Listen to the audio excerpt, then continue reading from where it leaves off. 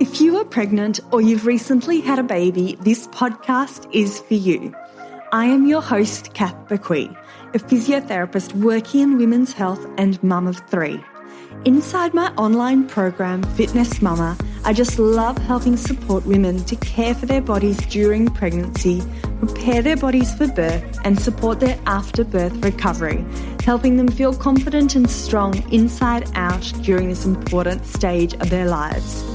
In this podcast, join me each week as we dive into all things pregnancy care, childbirth, and postnatal recovery, helping you through every step of the journey. It is absolutely possible to feel amazing and confident in our bodies during this motherhood journey, and I want that for you. Come and say hi to me on Instagram at @fitnessmumma, and let's dive into today's episode. Hello and welcome back to another episode of the Pregnancy, Birth and Recovery podcast. Today I am chatting with Carina, who all about returning to work after having a baby. So we discuss the challenges women face when returning to work. We discuss how does someone know if they are ready to return to work. We talk about the transition, the mental load and the mental transition. And she also gives some really great tips, like practical tips to help with that process and transition to returning to work. So Carina is a mum of two boys and she is the founder of Working Mumma. She's also got a fabulous Working Mumma podcast, and I'll put all her links in the show notes. And before I do dive into this episode, I invite you to come and join Fitness Mumma. If you would like help in getting your body strong enough and feeling more confident in your body before you'd return to work, if you're keen to reclaim your pelvic floor, core and strength safely, then all of this is available with Fitness Mumma. So perhaps you found you're not exercising as much as you'd like to during pregnancy and after birth. Perhaps you're busy or you've lost the motivation, or you're not sure how to best be looking after your body. Or perhaps you'd like to get back into running after birth and you want the best kickstarter possible. Then Fitness Mumma is for you. So join us for a free 7-day trial for these convenient, short, easy workouts that you can do from the comfort of your home whilst your bubba's lying next to you, whilst your toddler's running around, or at the end of a long day at work. So head to fitnessmumma.com and the link is in the show notes. Right, let's dive into this episode.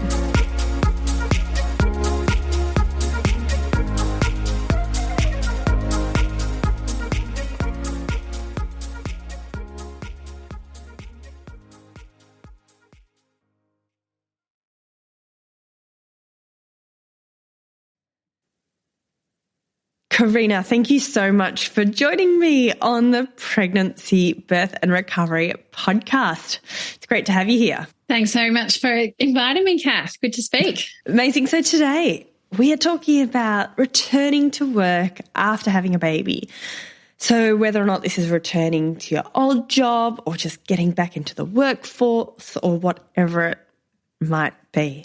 So I'm really excited to chat about this topic because it's a big one. And I think sometimes that early stage postpartum can whiz by and then suddenly we think, oh my gosh, I'm going to work next week. So there's a lot to consider. So what made you get started with this whole side of business? About Working Mumma? Yeah. Yeah. So I was about 6 months pregnant with my first son. And I remember lying there one night chatting to my husband and I was thinking, how am I going to do this? How am I going to be a mum and also have a career? A few people had said to me, look, you're going to have to make a choice. You can't have both. And for me, that's like red rag to a bull. And I'm going, no, if you tell me I can't do something, I'm going to prove to you that I can. So I then was looking around for communities, for support networks, even just on Google I think I even Googled how to be a mum and have a career.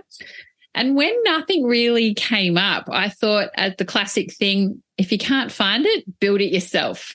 And so, I put out a survey, got responses, and there just seemed to be this overwhelming need to support women, particularly in that re-entry into workforce. And a lot of women have felt really unsupported about returning into work after maternity leave, and certainly also of being a mum. And we all know fast forward a few years that COVID was really tough, for a lot of potentially working mums and the like. So, yeah, I then launched it with a free Facebook group that's then since run a couple of events, then started the podcast and also now got the membership. But really the main aim is I've always had it that I want to pay it forward. I want to just help one other mother, being able to navigate the juggle, not have to necessarily go through some of the struggles and the experiences I went through personally returning back into work.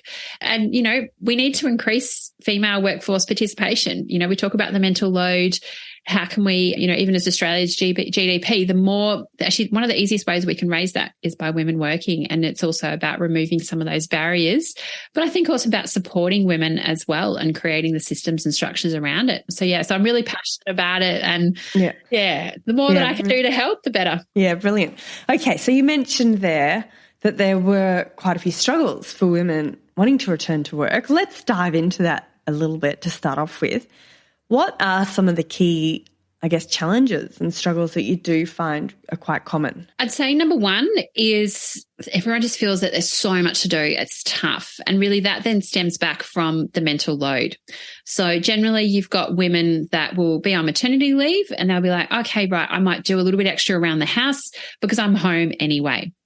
They'll then go back to work and then they're taking on all of that extra. And then generally as well, the mental load of, okay, childcare, drop-off, pick-up and all the logistics that, as we know, come with kids.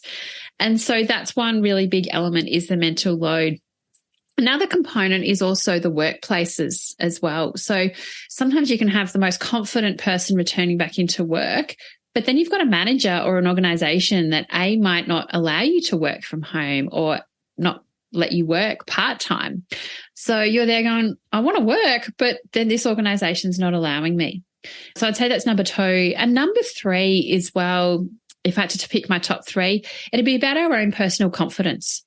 Often as mums, when we've gone through this whole big journey, I don't know if you're listening about the term matrescence, it's something that I discovered after I became a mum and actually through doing my own podcast. And then they've gone through this big journey. They've got this identity shift. You're no longer this person, but you're this sum of all these little elements of the pieces of the puzzle. And sometimes your values, what's really important to you has also shifted.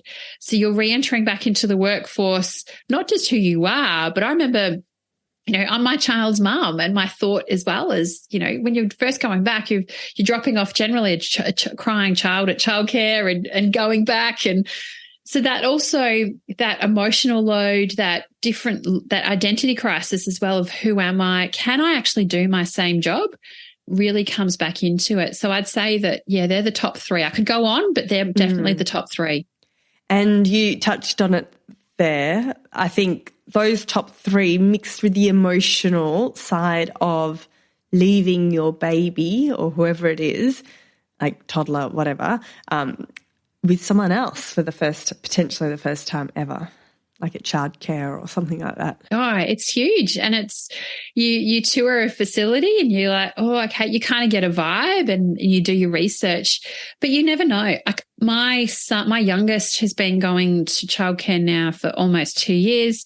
Even only a few weeks ago, I dropped him off. I very rarely do drop-offs, probably for this very reason. He didn't want to let go of mum. He didn't want me. So luckily that there's some educators there that he loves that he could go into them. But even though I've had children going to childcare for almost 5 years, it's still, you're like, maybe he could be home or not. But I'm like, no, I've got to get my job done. But it's still hard. And you have that on you of, leaving other people. I hope that it's okay. And it's a lot. That mum guilt seems to start as soon as you become a mum, doesn't it? It doesn't stop. Oh, I think even whilst you're pregnant, I think even probably even before you become pregnant, you have this guilt of, can I do it all, or what's it like? And even when you're pregnant, am I eating the right foods? Am I exercising? And am I preparing? And I don't know what, it's just these social constructs that put up this good mum. But I say, you don't have to be great. Just be good enough and whatever's good for you and your family. Don't look at what's happening next door. Don't look out the rearview mirror, just focus on yourself in your lane. Okay, so let's say someone who's listening today, perhaps their baby's just a couple of months old. What is Well, I guess, no, the first question is, how do you know if you are ready to return to work? And I know there's probably a few different discussion points here, but then I'd like to also discuss some steps, like some actual helpful, tangible steps that women could take. So how do we know if we're ready to return to work, Carina? The big question. Oh, look, I think sometimes you can't always answer this. Sometimes you've got a physical date that you may have agreed to. I often say plan your return before you actually go on leave. So, set up some of those conversations. So then that way you're not having it all from the start of when you're trying to return, or even set some expectations or have some early conversations. So if you're planning on at the start maybe taking 12 months off or even 10 months, you can just check in. And it's generally you allow yourself, I always say return to work is more of a transition. It should be transition back to work, not return to work. Because yes, physically you're at home one day with Bub and the next day you might be back at the computer and working. But there's also a mental shift that happens during that period as well. And so, yeah, I think there's that. Sometimes you've always got that pull. And I know some women, they're like, look, I can't do baby 24/7. I also need something for myself. And that's probably one of the indicators if you're ready. But there's also then the other element of, what your workplace is saying to you of you said 12 months. But also you do legislatively have, entitlements to extend that if need be. And you can also negotiate that. You might then also financially, I know, times are a lot tougher now. So you might have even said 12 months to your employer, but actually you might be bringing that forward because of financial reasons. Double income families, you may need that for mortgage repayments and things like that. So that's also I would say a factor that could influence it. But certainly emotionally, that's where I think if you've set yourself a date, it's starting that mental transition. Okay. It's just like if you've got a birthday coming up or a big event, you start thinking about it subconsciously. Okay. Like I had a milestone birthday this year, but for probably 6-12 months prior to that, I was thinking, okay, what am I going to do? What do I want to do? How am I going to celebrate it? Even how am I going to feel? Like I turned 40 and I was like, how is this actually? It was quite a bit of a realization of, oh my goodness, how did I get here? It's the same thing when you're returning back into work. You're probably going to have a milestone and then think, okay, you're going to start going, I've got that date. What am I going to do? And you will subconsciously start thinking about it.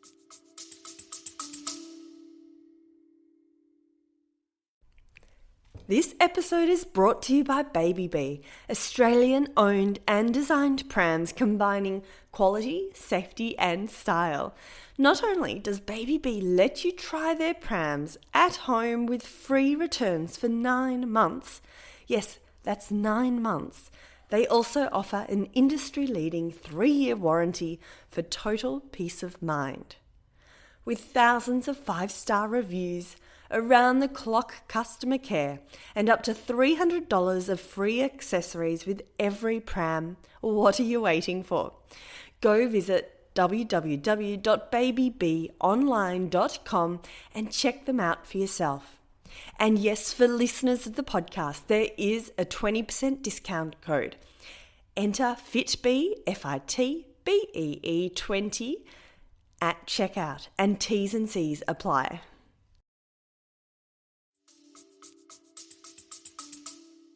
Yeah, that's a really good, valid point then, because sometimes, it's like a double-sided situation where a date will help subconsciously get ready. Then sometimes do you find as well, some women just might never be ready and the only way they can get ready is actually just to get back to work. Do you know what I mean? Yeah. You never feel ready. You do it and then you feel ready. Yeah. And look, I had that with my second mat leave. I thought, because he was born, I took off from the end of January and I thought, oh, look, I might come back by the end of November and just see it. But actually then, I think it was about September, I said, no, can I extend this and I'll just start the calendar year. So I just knew in myself, I was like, look, I'm just going to take just the full 12 months off. I thought, I'm not going to have this again. I only knew that we were only going to have 2 kids. I'm just going to enjoy this. So I just knew in myself that I was like, why go back for an extra month?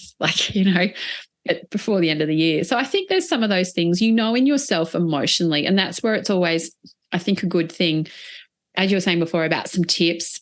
I would say journal or speak to someone about how you're feeling, or even just, hopefully, fingers crossed, Bubs is sleeping, take some time out, pour yourself a cup of tea, have a cup of coffee, probably just sit down and just journal or write down your thoughts about how you're feeling, and just do that personal check-in.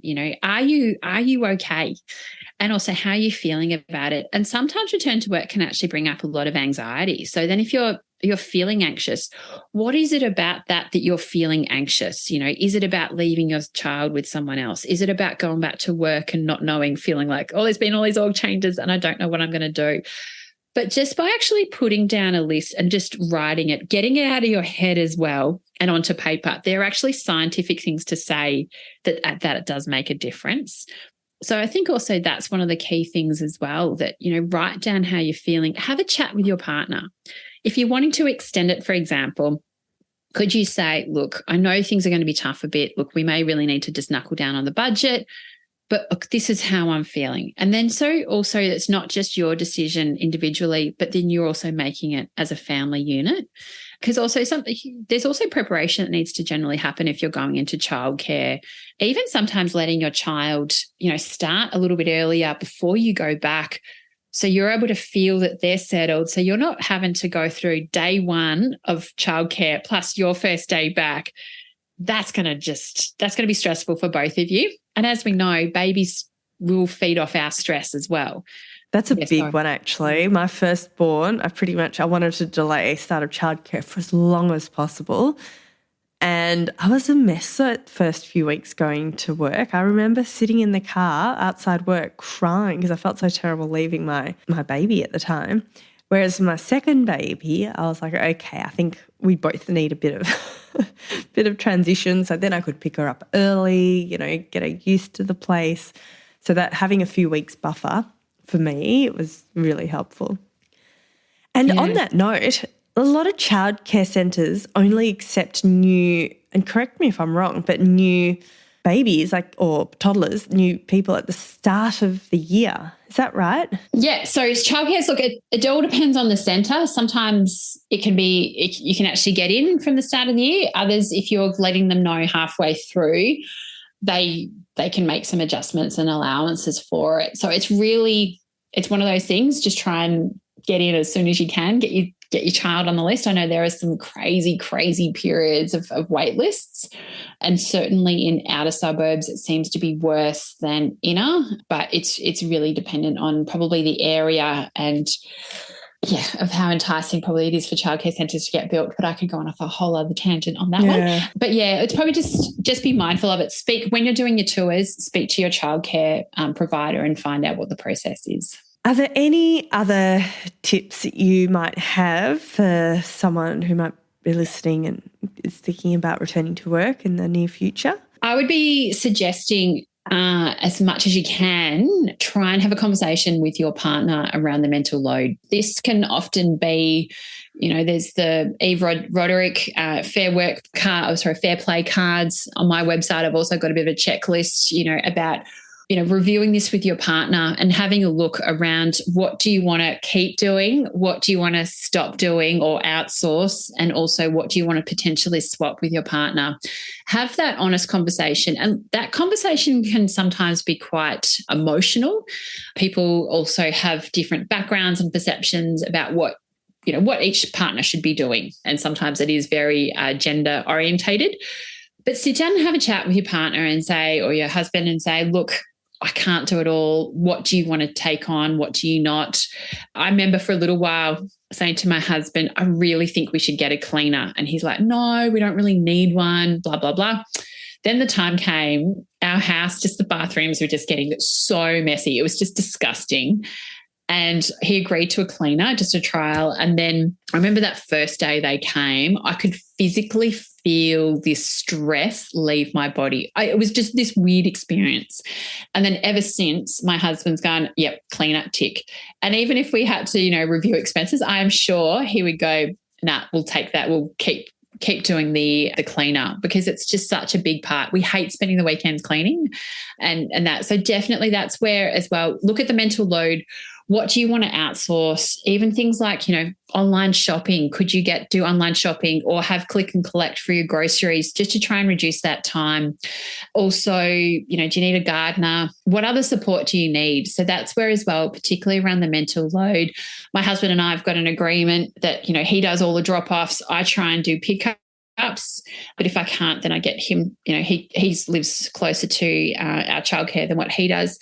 But we've also got the agreement that whoever's pretty much on pickup, the opposite one is doing the cooking the dinner. We have this family thing now that we've started it for the last few years, that as a family unit, we want to eat dinner together every night. And also our kids eat better when we're all eating as a family. So that's meant that we've had to make probably some professional sacrifices, and we have to leave the work earlier so we can get home, get dinner and be on the table by probably 5:30, 5:45. So that's meant, and then whoever cooks, the opposite then does the washing up. So there's some things that we've found that just help us pretty much navigate. I do all the grocery shopping, whereas my husband does all the washing. He hates the way that I put the clothes in the washing machine. I don't know what it is, but that's fine. I don't care. So it's things like that. I definitely think around the mental load, because that's one of the biggest things that women say. They're just feeling exhausted, that there's too much to do, and that always comes back to the mental load. And I also think the more that we can share the mental load at home, this then has a ripple effect back into organisations. And if you're talking about gender diversity in your workplace, if other people see a man, particularly a father, leaving the organisation early, even if it was like half an hour to go get his kids, that is showing leadership.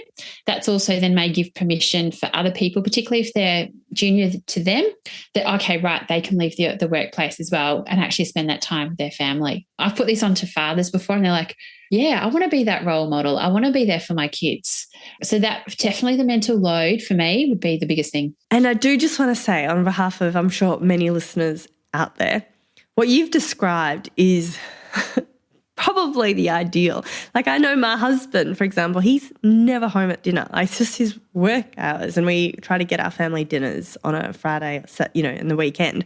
But so for whoever's listening, I think what it's more about, and correct me if I'm wrong, Carina, it's about having that open conversation and working out what's right for your family, because I know some people will be shift workers and there's just so many different situations. So as you said before, don't look at the person next to you, think about your own lane and what can you be doing as your family unit to help with your mental load, because it's a big one, isn't it? Oh, it's huge. And for me, I think one of the biggest issues that whenever I put up what's really, at the moment, what's your biggest challenge, often people will say mental load, and the secondary, they'll probably say boundaries and actually creating that work-life balance, or I like to call it work-life harmony. I don't think we can have, how can everyone be singing off the same song sheet? But look, everyone's different. What works for me is going to work for someone different. Again, I do more travel than my husband doesn't travel for work. So for me, it's different. You have that balance that we try and get. But it all stems from having the conversation. Don't just assume, just have the chat. And, we're talking about returning to work, but this conversation, my kids are now all at school, and this conversation needs to happen, more than ever. So it does keep, it's not just a one-off conversation. Let's get our jobs sorted and set and forget. It's like a continuing, evolving beast, isn't it? Yeah. I think it is. And just one other thing that I just want to add in as well about return to work. It's not all about you. It's also about your organisation, and also about having that conversation and preparing your manager or your workplace about returning back into work. So also understanding, what do you want? What's important to you? Do a bit of a why assessment, your values. Think about what's important, but then also what do you want from your employer? And also don't be afraid to ask for it. I know that women will sometimes go, oh, look, I'm grateful to have anything. But that's often when we'll take probably less of a job. We'll take often sometimes even demotion, just so we can feel that, we're back into the workplace. But there's nothing, if you don't ask, you don't receive. This is a bit of a confidence piece, but certainly back yourself in asking. And also then if the manager says no, they can knock back. but they've also got to come back to you now with a fair work. They've got to come back to you in writing with fair and reasonable reasons why not to. So understand and have a bit of a conversation, but have that open communication as well with your workplace, because it's not just you. Yes, you want to return back to work, but you also want to return back to a good, supportive environment. Okay. Well, on that note, what are some topics that someone might be able to bring up with their workplace? So they might say, I would like to work maybe 3 days a week or 4 days a week. About this is my transition plan into work. They could say, okay, I maybe want to return January next year. And there's something called keeping in touch days, which you can also get money for. And so you could say, look, can I use the keeping in touch days to reconnect into the organisation, to then come back in if there's a team meeting or a strategy meeting or something like that. Also, Christmas parties coming up, potentially you could see if you can use that. So yeah, definitely having that conversation about how you can reconnect. Also say, as I said earlier about the days, what flexibility do you want? Like, for example, do you want to, ask for maybe finishing earlier and start early, finish earlier, or work from home? I know lots changed with COVID, but also there's some workplaces that are like, no, we're going back full office, or they're completely at home. Can say, look, I know that personally I went back initially 3 days a week and then I've increased it to 4 days, but that was also set around some communication with my manager to do that. And also then what are your expectations, and don't be afraid to ask for it. Something that I wish that I'd asked for, and I would certainly recommend, almost pretend that you're a new employee. So if you say, if you said to your manager, can I have some key meetings just to get up to speed again with what's happening, rather than just assuming I know the organisation, but can I have a few key meetings maybe with some key stakeholders to not be a completely new employee, but just re-onboard you a bit. And that's also from a manager perspective, just having that process as well. So as I said, just really setting your expectations and don't be afraid to ask. Yeah. Some great ideas there. Do you have any final tips for mums or parents who are looking to return to work after having a baby? Don't feel that you're going to have all the answers straight away, and don't think that you need to be this super mum. There's no such thing as being a super mum. There's nothing like, what you see on Instagram is, literally 20 seconds of someone's life. It's okay to have a cry. It's okay to feel a little bit of guilt, or probably, have a lot of guilt, but, knowing what you're doing, knowing your why and about why you're working. That sometimes, like recently I was made to feel guilty for working. And yeah, I did actually have that guilt, but then I came back to my why, and I know why I'm working: for my kids, for myself, for my family. And then understanding that for me is really my sort of, my foundation. And I always say to people, know your why, and it helps you navigate your boundaries, navigate your work-life harmony. And that for me is really important. Also see return to work as probably about a 6 month, even a 12-month transition. As we were having babies, as we know, it's, you've got 9 months, but then you've got the 4th trimester. So it's really a 12-month process of having a child. Think about that as well, about your return to work, that it's not just this, you can't just flick this switch. Yes, physically you're return to work, but just take it, as we know with kids, they don't just walk and crawl straight away. There's a growth and a development. That's just like you going back into work. And also when you're first going back, do a few tasks initially that give you confidence. Don't feel like you need to do everything straight away. Just give a few things, build yourself up, just like we say to our kids, you need the stepping stones and the stepping blocks to help you build yourself back up. Do the same thing in your return to give yourself that confidence, because it will no doubt shift your confidence. It will feel like you're this new employee and like, oh my goodness, do I even know how to do an email again and that. But you will get there. Back yourself, but that's also where your confidence, your mindset, and having cheerleaders around you and talking to people will certainly support you through. So yeah, lots now. As you can tell, I could probably talk about this topic forever. And when you were talking then, it just reminded me how I went back at about 1 year after my first, and then I felt like as soon as I'd gone back to work, my child was getting sick from childcare. And then when I'm finally getting into it, I then became pregnant with my second. And so it can be a bit of a rocky start. Yeah. Certainly can be. It's, the sickness roller coaster is something that I don't often talk about, but yeah, it's definitely there in the first 12 months. Well, thank you so much, Carina. How can people find you? I'm on Instagram at Working Mumma Community. So Mumma is MUMMA. I've also got the Working Mumma podcast. Of Kath has been a guest previously as well. I've got the website, workingmumma.com.au. And if you're on LinkedIn, it's Carina O'Brien, or you can also follow Working Mumma on LinkedIn. So, yeah, pretty much just type it into Google and see what comes up. And I do have to say that podcast has got some great episodes. So the recent one was Navigating Burnout, Mental Load and Career Ambitions. You've got a few mum's stories, how managing chronic illness whilst juggling family and a career. So, yeah, you got some brilliant episodes. So definitely go. I'll put all those links in the show notes. Thanks so much, Kath. Have a great day. We'll chat to you soon. You too. Thanks. Bye. And before I sign off, remember my team and I will be putting together the show notes for this episode with all the links, including how to connect with Carina at fitnessmumma.com/podcast. And if you would like to come and trial for free 7 days online workouts that you can do from the comfort of your home, then the link is in the show notes. Have a fabulous day, everyone. And I look forward to you joining me very soon for another episode of the Pregnancy, Birth and Recovery podcast.